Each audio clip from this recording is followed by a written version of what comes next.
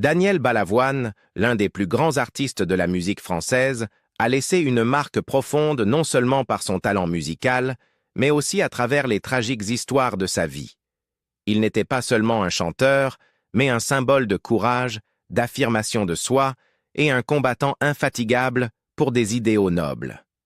Célèbre pour ses chansons reflétant les problèmes sociaux et prônant le changement, la vie de Balavoine était également remplie de nombreuses luttes cachées, de défis amoureux et de tragédies qu'il n'a jamais eu l'occasion de surmonter avant sa mort. Avec sa mort soudaine à l'âge de 33 ans, Daniel Balavoine a laissé la France et le monde de la musique le cœur brisé. Pour mieux comprendre sa vie et sa mort, revenons sur les moments clés de ce parcours. Un début modeste. Daniel Balavoine est né le 5 février 1952 à Alençon, en France, dans une famille sans antécédents musicaux. Ses premières années étaient loin d'être privilégiées, mais dès son plus jeune âge, il a montré une passion et un talent indéniables pour la musique. Élevé dans une famille de classe moyenne, Daniel a commencé son parcours musical tôt, apprenant à jouer de la guitare, du piano et de plusieurs autres instruments. Malgré son exposition précoce à la musique, sa vie familiale n'était pas idéale. Ses parents avaient des conflits, et cette tension a conduit à leur divorce lorsque Daniel était encore très jeune. La dissolution du mariage de ses parents a marqué un moment déterminant dans sa vie, façonnant sa compréhension des relations et contribuant probablement à ses expressions émotionnelles et artistiques complexes dans les années suivantes. Dès le départ, la musique est devenue la plus grande passion de Balavoine. Bien que sa famille n'ait pas soutenu ses ambitions musicales, il a choisi de suivre son cœur et de poursuivre une carrière dans la musique. Ses premières luttes furent significatives, car il devait non seulement faire face aux pressions sociales liées à une carrière artistique, mais aussi à l'instabilité financière. Malgré ces défis, il persévérait, animé par un désir intense de créer une musique qui résonnerait chez les gens. La musique est devenue son refuge, un moyen pour lui d'exprimer ses émotions et de faire face aux bouleversements personnels dans sa vie. Adolescent, Balavoine s'est rapidement laissé captiver par les sons du rock et de la pop, et ses premières influences incluaient des figures emblématiques telles que The Beatles, David Bowie et d'autres artistes populaires de l'époque. Son amour pour le rock, combiné à son désir de repousser les limites et d'explorer de nouveaux sons, l'a conduit à expérimenter différents styles musicaux. Il s'est également intéressé au premier développement de la musique électronique, qui deviendrait une caractéristique déterminante de son œuvre dans les années à venir. Les premières explorations musicales de Balavoine étaient un mélange du familier et de l'expérimental, combinant pop, rock et musique électronique, de manière à le distinguer plus tard comme l'un des artistes français les plus innovants de sa génération. Malgré le manque de soutien de sa famille, la détermination de Balavoine n'a jamais faibli. Sa capacité à jouer de plusieurs instruments et sa passion pour le chant étaient ses armes dans la lutte pour se faire une place dans l'univers compétitif de la musique. Il a commencé à se produire dans des groupes locaux et a acquis une réputation de musicien talentueux et polyvalent, bien qu'il n'ait pas encore obtenu une reconnaissance générale. Ses premières expériences l'ont aidé à développer la confiance en soi et les compétences qui lui permettraient de naviguer dans les défis de l'industrie musicale dans les années à venir. Bien que ses parents ne soutiennent pas particulièrement son choix de carrière, la décision de Balavoine de poursuivre la musique était nourrie par une conviction profonde dans le pouvoir de l'art pour exprimer son monde intérieur. Sa relation avec sa famille est restée tendue durant ses premières années, ses parents ne comprenant pas son lien profond avec la musique et son désir d'en faire son métier. Malgré la turbulence émotionnelle de sa jeunesse, Daniel était déterminé à prouver que la musique n'était pas juste un passe-temps, mais une véritable vocation. Dans les années suivantes, Balavoine deviendrait connu non seulement pour sa voix puissante, mais aussi pour sa profondeur émotionnelle et sa capacité à se connecter avec son public à un niveau profond. Sa capacité à allier expériences personnelles et commentaires sociaux et politiques dans sa musique est devenue une caractéristique de son style. Et pourtant, autant il aimait la musique, Ses premières années étaient marquées par un sentiment de manque et de recherche de sens dans un monde qui semblait souvent le rejeter. Cette complexité émotionnelle servirait de base pour une grande partie de son œuvre ultérieure qui explorait des thèmes tels que l'amour, la perte et la quête de la justice personnelle et sociale. À travers tout cela, les premières expériences de Daniel Balavoine l'ont façonné pour devenir l'artiste que le monde admirerait et se souviendrait. Un homme qui a surmonté l'adversité, cherché à défier le statu quo et exprimer son moi le plus vulnérable à travers sa musique. Sa vie précoce, bien que marquée par des défis, a finalement préparé le terrain pour la carrière incroyable qui allait suivre. L'ascension de Daniel Balavoine. Explorer la pop et le rock. Au début des années 1970, Daniel Balavoine avait déjà entamé son parcours musical, se produisant initialement avec divers groupes et explorant son identité artistique. Ses premiers pas dans le monde de la musique l'ont vu rejoindre des formations comme The Rockin' the Sept, puis Les Variations. Cependant, malgré sa participation à ces groupes, Balavoine n'avait pas encore acquis une reconnaissance publique. Ce n'est qu'avec la sortie de son premier album solo, De vous à elle en passant par moi, qu'il commença à attirer l'attention du public et des critiques musicaux. Cet album marqua le début de son ascension vers la célébrité, mettant en avant sa voix distincte et les premières ébauches de son style musical unique. Balavoine n'était pas seulement un chanteur, il était un artiste avec une vision, cherchant constamment à repousser les limites entre les genres. Il fut l'un des pionniers de l'intégration de la technologie musicale électronique dans la pop et le rock, contribuant à apporter des sons frais et innovants à ses morceaux. La fin des années 1970 et le début des années 1980 furent une période d'expérimentation, et Balavoine embrassa pleinement cette époque d'évolution musicale. Sa capacité à fusionner les mélodies pop avec l'énergie du rock et l'utilisation de synthétiseurs et d'effets électroniques créèrent un son signature qui le distingua de ses pairs et fit de lui une figure majeure de la scène musicale française. Son dévouement à briser les frontières musicales ne se limitait pas à l'incorporation de nouvelles technologies. Il s'agissait également de transmettre des messages à travers sa musique. Les chansons de Balavoine étaient souvent chargées socialement, et il utilisait sa plateforme pour commenter des enjeux politiques et sociétaux importants. Il était passionné par l'expression de ses pensées sur des sujets tels que l'inégalité, la corruption politique et le besoin de changement social. Il avait une capacité unique à mêler expression émotionnelle et puissant commentaire social, ce qui rendait sa musique particulièrement résonante auprès du public. L'une des chansons emblématiques de la carrière de Balavoine fut « Tous les cris, les SOS », un morceau qui devint rapidement l'un de ses travaux les plus iconiques et largement reconnus. La chanson résumait de nombreux thèmes qui lui étaient chers. Dans « Tous les cris, les SOS », Balavoine utilisa sa musique comme un outil pour dénoncer les injustices qu'il voyait autour de lui. Les paroles de la chanson sont un appel à l'aide, un SOS attirant l'attention sur les luttes des moins privilégiés et la souffrance souvent ignorée. La capacité de Balavoine à canaliser sa passion pour la justice sociale à travers la musique fit de lui non seulement un talentueux interprète, mais aussi une figure qui représentait quelque chose de plus grand que le simple divertissement. Le succès de la chanson peut être attribué à son puissant message émotionnel et à son son innovant. Le morceau combine une mélodie accrocheuse avec des paroles poignantes, et l'interprétation passionnée de Balavoine ajoute une intensité supplémentaire au message de la chanson.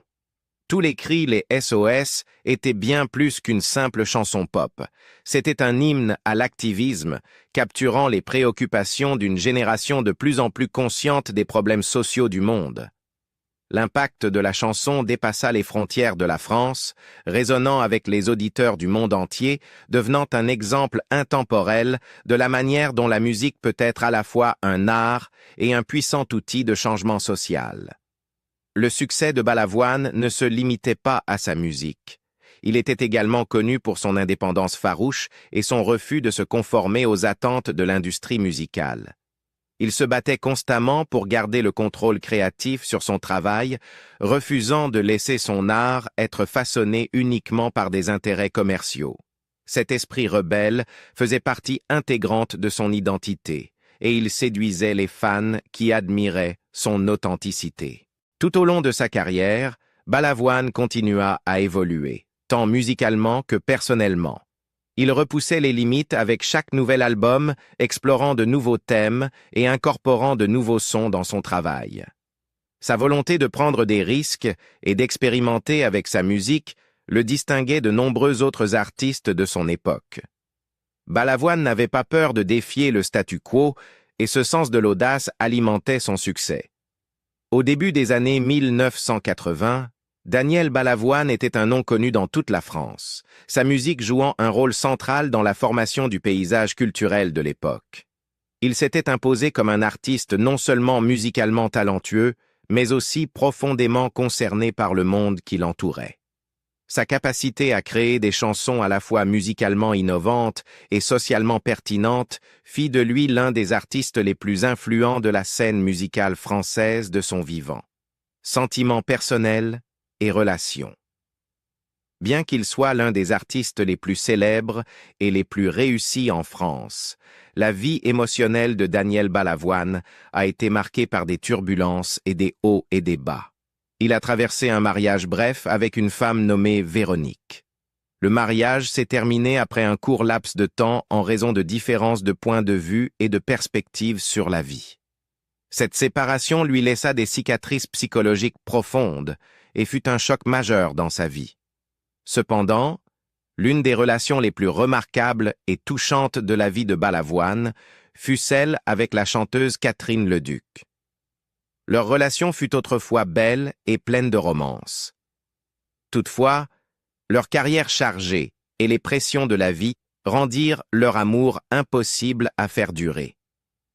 Néanmoins, Balavoine a souvent partagé que, malgré le sommet de sa carrière, il se sentait toujours seul. Son amour pour le duc fut l'un des moments importants de sa vie, reflétant ses luttes intérieures et son désir d'amour et de compréhension. Ses sentiments de solitude et de tristesse se retrouvaient aussi clairement dans les chansons qu'il composait pendant cette période. La musique devint un lieu pour lui d'exprimer ses pensées, ses émotions et ses rêves inachevés. Ses chansons mélancoliques et confessionnelles contribuèrent à une part essentielle de l'héritage musical de Balavoine. Avant de rencontrer Catherine Leduc, Balavoine avait connu un mariage bref. En 1972, il épousa Dominique Schroe, une femme qu'il rencontra au Gibus alors qu'il n'avait que 20 ans. Cette relation n'était pas soutenue par la famille de Balavoine, en particulier sa mère.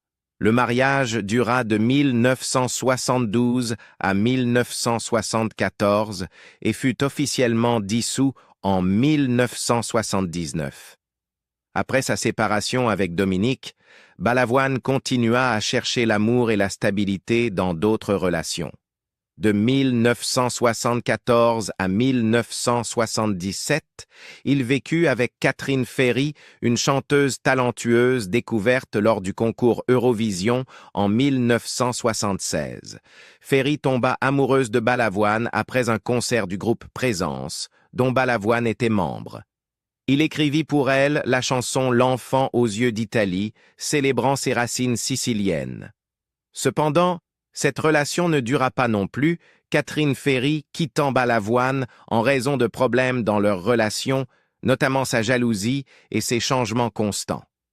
Malgré cela, Balavoine continua à être producteur et compositeur pour Ferry jusqu'à sa mort. Une autre relation dans la vie de Balavoine fut avec Linda Lecomte, une jeune programmatrice musicale qu'il rencontra lors de la promotion de l'album Les aventures de Simon et Günther. En 1977, Linda devint l'inspiration de deux chansons célèbres de Balavoine, Love Linda et Rouge à Gèvres. Ils vécurent ensemble à Mons et en banlieue parisienne, et Linda participa également à l'écriture de chansons pour Catherine Ferry. Cependant, En 1982, Balavoine mit fin de manière inattendue à cette relation. Enfin, en 1981, lors d'une manifestation, Balavoine rencontra sa dernière compagne et la mère de ses 2 enfants, Corinne Barcessa. À l'époque, Coco était porte-parole. Balavoine et Coco entamèrent leur relation alors qu'ils voyageaient entre Biarritz et leur maison à Colombes. Cette relation était très spéciale, et ensemble, ils eurent 2 enfants. Jérémy, pour lequel Balavoine écrivit la chanson « Dieu que c'est beau », et Johanna, qui naquit 1 mois après la disparition de Balavoine. La chanson de Balavoine, l'Aziza, fut composée en mémoire de Coco, qui était d'origine juive et né à Casablanca. Coco Balavoine épousa plus tard le producteur de télévision Serge Khalfon, tandis que leur fils Jérémy devint musicien. Leur fille Johanna est chanteuse dans le groupe Gentle Republic. Johanna a également partagé pour la première fois des souvenirs de son père dans un documentaire spécial sur Balavoine intitulé « Je me présente, je m'appelle Daniel », sorti en 2016. Un talent écourté, mais pas oublié. Le 14 janvier 1986, le monde perdit l'un de ses talents musicaux les plus brillants lorsque Daniel Balavoine tragiquement décéda dans un accident d'avion alors qu'il participait à la course de voile au Burkina Faso. À seulement 33 ans, sa mort prématurée choqua sa famille, ses amis et des millions d'amateurs de musique à travers le monde. Balavoine, connu pour ses chansons puissantes et sa conscience sociale profonde, avait conquis le cœur du public avec sa musique qui parlait des luttes personnelles et collectives. Bien qu'il ne soit plus parmi nous, ses mélodies, comme tous les cris, les SOS et le chanteur, continuent de résonner dans le cœur des fans de musique, traversant le temps et restant une partie intégrante de l'histoire de la musique française.